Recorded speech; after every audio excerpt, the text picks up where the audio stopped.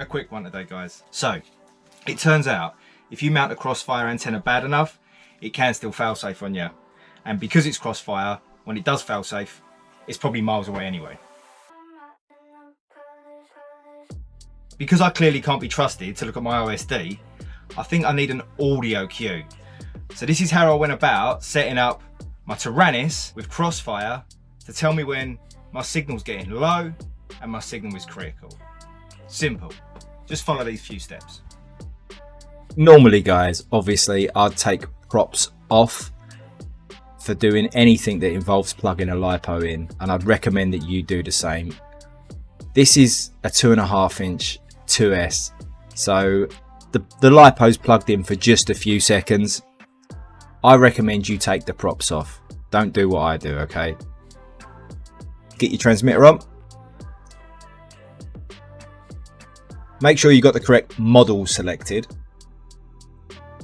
and then plug in your LiPo with props off.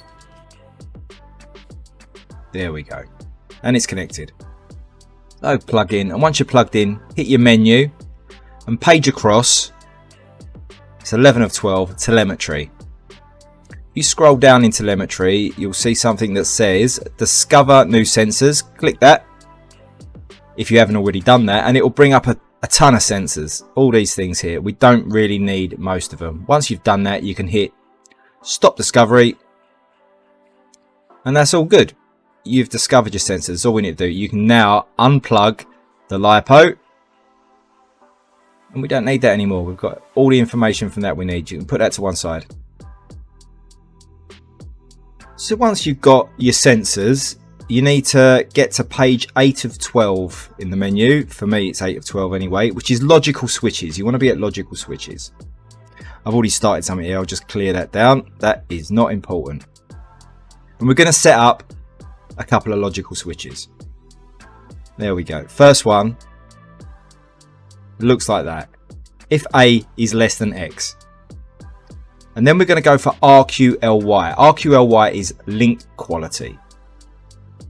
Now, Crossfire recommend that link quality is dealt with as a percentage by the transmitter. It looks at it as a percentage. So Crossfire say 80% is low, below 70% is critical. Some people will push that down to 70 and 60, but I'm going to leave it at 80 and 70. And that at the bottom there is a 0.5 second delay, just so that it doesn't come up when it's unnecessary. You go behind a bush and it will give you a low when there's really no need. So you just got a half a second delay there. So the signal has to remain low for half a second, or be critical for half a second before you get the warning. You don't have to have that if you want the warning to come up immediately. Now we're going to set that for 80% and 70%. Now the next logical switch I'm going to set, number 3, is for my mode function. So Crossfire has a couple of modes. It can run at 150 Hz or 50 Hz, mode 2 or mode 1. This logical switch is designed to tell me if I'm in mode 2 or mode 1. And that is A equals X, RFMD, which is your frequency mode. And we're going to do 1 for mode 2 and 1 for mode 1.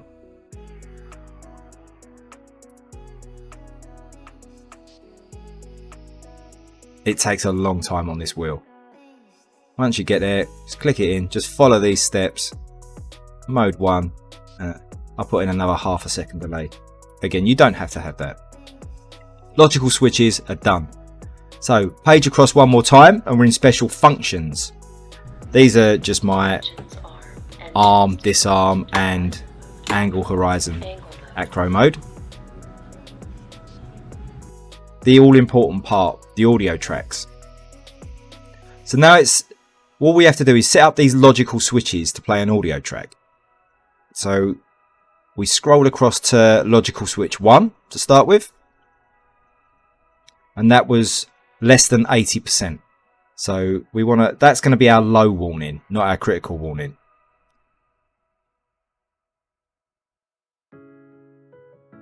Now I happen to know the first one I'm going to find is going to be in the S, and it's, there we go, it's signal low.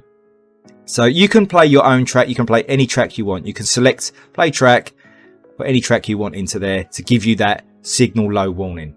Doesn't have to be this one, it can be any track. I use signal low and signal critical from the Amber pack.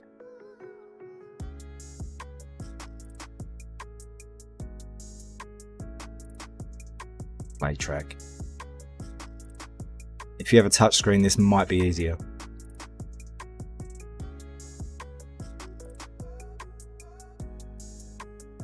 Signal critical. There we are, signal critical. So that's those two done. The next two special functions refer to the RFMD, or the radio frequency mode. So it's just to get my radio to call out if I'm in mode 2 or mode 1. And if you do run dynamic, if it will happen, it will cross over to mode 1 really quickly. It always does. That just means you're running at 50 Hertz instead of 150. You can lock at 150 Hertz. I don't. I just look at the environment I'm going to fly.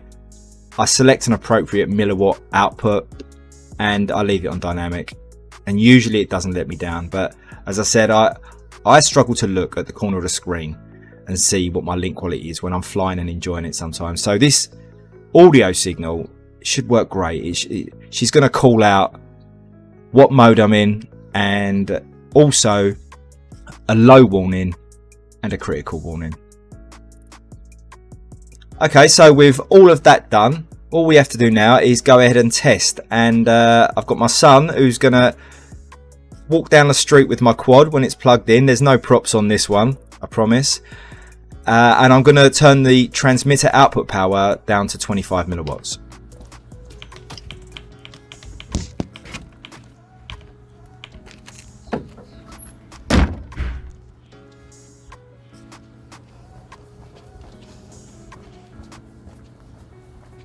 Mode 1.